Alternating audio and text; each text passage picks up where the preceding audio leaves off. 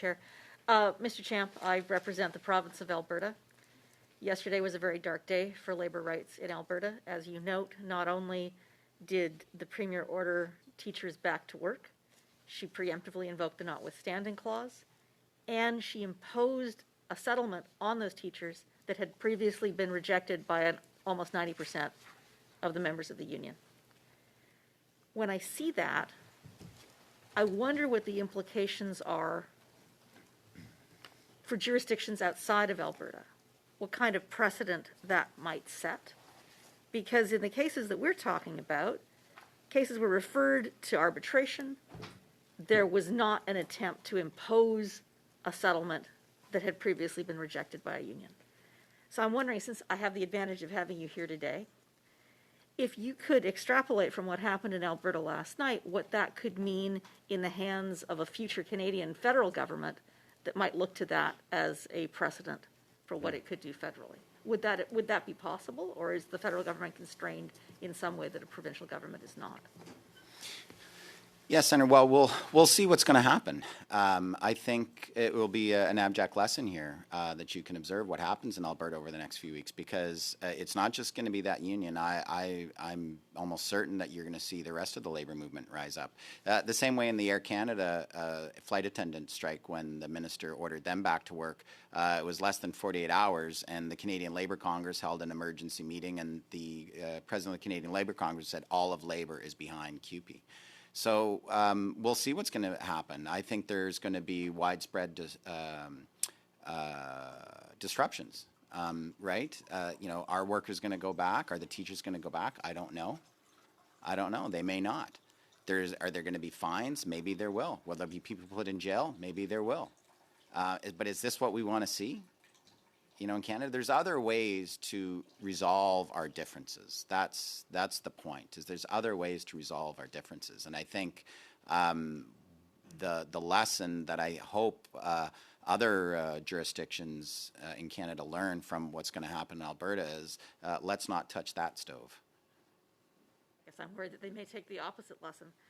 So, Professor Lee, I wanted to ask you, according to the Library of Parliament, since 2024, Labour ministers have used their powers under Section 107 of the Canada Labour Code 8 times to intervene in labour disputes. Now, you said in your opening comments that you didn't think there was a difference between using Section 107 and having back-to-work legislation in the functionality. But as a parliamentarian, I can tell you that there's a difference for us. Because, for example, in 2018, when the postal workers were ordered back to work, there was actual legislation that we debated in the House and then debated in the Senate, and it was quite a heated, thoughtful debate in the Senate with quite a close vote in the end. When the government uses Section 107, it leaps over that entire parliamentary process, and that is why I have concerns about how easy it has become to use Section 107. I understand that for Canadians, these strikes are incredibly disruptive. And as an Albertan, I understand what it meant for Alberta agricultural producers to not have access to rail transport. But are you concerned at all, and I'll ask you first and then Mr. Champ if there's time, about subverting the parliamentary process by jumping to 107 as the get-out-of-jail-free card all the time? This may surprise you, Senator Simons. I agree with you completely.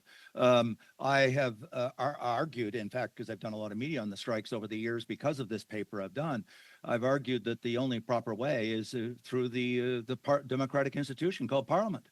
I have great respect for members of Parliament and senators, and I know that you will debate it judiciously and appropriately, whereas Section 107 is autocratic, it's administrative fiat, and it's not, yes, I know the government's elected and the minister has been elected, but at the same time, it's an executive decision that bypasses Parliament. So if we're going to invoke draconian decision to order people back to work, surely it should be done with the full scrutiny of Parliament. Thank you. Mr. Champ? I agree with the professor. I think that's when you have full scrutiny and debate in Parliament, that's much better.